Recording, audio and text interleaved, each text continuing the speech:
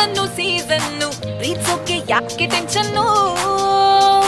ಪ್ರೀತಿಲಿ ಇದ್ದೋನು ಜಗವನ್ನೇ ಗೆದ್ದೋನು ಪ್ರೀತಿನೇ ನಮ್ಗೆ ಆಕ್ಸಿಜನ್ನು ಟೆನ್ಷನ್ ಮಾರೋ ಗೋಲಿ ಬರೆಯೋಣ ಹೊಸ ಸ್ಟೋರಿ ಈ ಜಾತಿ ಭಾಷೆ ತೂರಿ ನಾವೆಲ್ಲ ಒಂದಾಗ್ ಸೇರಿ ಚಿಂತೆ